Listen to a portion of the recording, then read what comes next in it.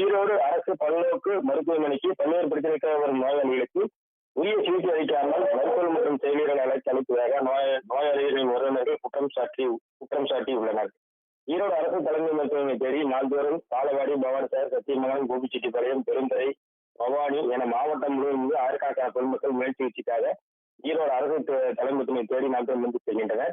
ஈரோடு அரசு தலைமை மருத்துவமனை உயர் சிகிச்சை பிரிவு இல்லாத காரணத்தால் உயர் சிகிச்சைக்காக அனுமதிக்கும் நோயாளிகள் சேலம், கோவை, சென்னை என பல்வேறு மாவட்டங்களில் மட்டும் அனுப்பப்பட்டுள்ளனர்.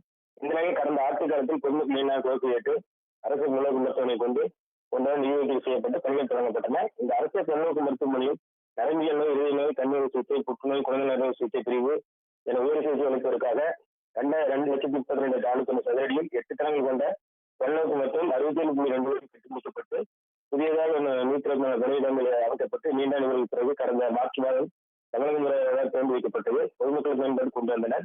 பொதுமக்கள் பல்நோக்கு மருத்துவமனை பொதுமக்கள் வந்த சில மாதங்களையே பொதுமக்கள் மருத்துவமனையில் போதிய வசதியான குற்றம் சாட்டுகளும் பெரும் மகிழ்ச்சி ஏற்படுத்தியுள்ளது.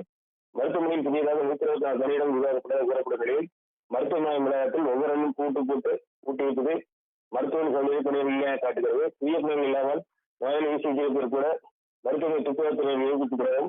மருத்துவமனை சிகிச்சை பெறும் நோயாளிகள் இருந்து முன்தடை ஏற்படும் ஏற்படும் நேரத்தில் புதிய மருத்துவமனைகளில் மூடி கிடைத்தது. மேலும் போதிய காவலர்கள் மருத்துவமனையில் உள்ள 8 தளங்கள் எந்த இடத்திலும் சிசிடிவி இல்லாத காரணத்தால் செல்போன் திருட்டு, வாகன திருட்டு போன்ற அதிகாரிகள் நடைபெற்று வருவதாக பொதுமக்கள் குற்றம் சாட்டியுள்ளனர்.